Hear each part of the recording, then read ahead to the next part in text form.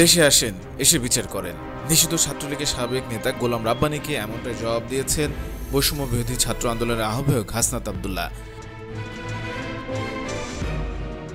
সম্প্রতি হাসনাত আব্দুল্লাহর এক ফেসবুক পোস্টে মন্তব্য করেছেন নিষিদ্ধ সংগঠন ছাত্রলীগের সাবেক সাধারণ সম্পাদক গোলাম রাব্বানী। জবাবে হাসনাত আব্দুল্লাহ লিখেছেন, দেশে আসেন, দেশে এসে বিচার করেন, হেডম থাকলে আসেন। তবে হাসনাতের এই মন্তব্যের কোনো জবাব দেননি রাব্বানী। গত 29 জানুয়ারি 2025 নিজের ভেরিফাইড ফেসবুক আইডিতে একটি পোস্ট দেন বৈষম্য বিরোধী ছাত্র আন্দোলনের আহ্বায়ক হাসনাত আব্দুল্লাহ, যেখানে তিনি লেখেন, রন্ধে রন্ধে সুশীলতা দিন শেষে আমাদের কাল হয়ে দাঁড়িয়েছে।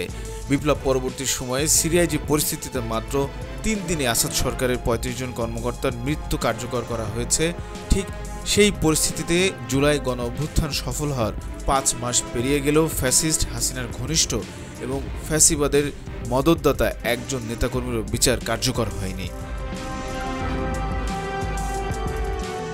বর্তমান সরকারের এ ধরনের মনোভাব ফ্যাসিস্ট আওয়ামী নেতাকর্মীদের বিচার কার্যকর করতে স্বেচ্ছায় বিলম্ব করা জুলাই গণ অভ্যুত্থানের সাথে অপমানের শামিল। হাসনাত আব্দুল্লাহ আরও লেখেন এবং মন্তব্য করেন, অথচ 5ই আগস্টের পর গণ অভ্যুত্থান সফল না হলে ফ্যাসিস্ট হাসিনা ও আওয়ামী গণ অভ্যুত্থানে অংশ নেওয়া বিপ্লবীদের হত্যাযজ্ঞে নেমে পড়ত। তিনি আরও লেখেন, নির্বিচারে গুম, খুন ও আরেকটি গণহত্যা করতে তারা তখন বিন্দুমাত্র পিছুপা হতো না। গণ অভ্যুত্থানে অংশগ্রহণকারী শত শত মানুষের গলায় পড়ত ফাঁসির দড়ি, ক্রসফায়ারে মারা পড়ত অগণিত ফ্যাসিবাদ বিরোধী মানুষ, আয়নাঘরের অন্ধকারে ঠাঁই হতো হাজার হাজার ছাত্র জনতার।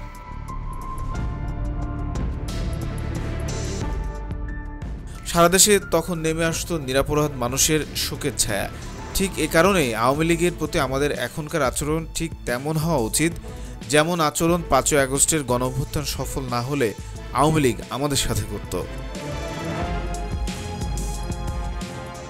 বর্তমান অন্তর্বর্তী সরকারের উচিত গণহত্যাকারী ও ফ্যাসিজম প্রতিষ্ঠাকারী দল হিসেবে আওয়ামী লীগকে নিষিদ্ধ ঘোষণা করে তাদের সকল নেতাকর্মীদের বিচার দ্রুত গতিতে কার্যকর করা।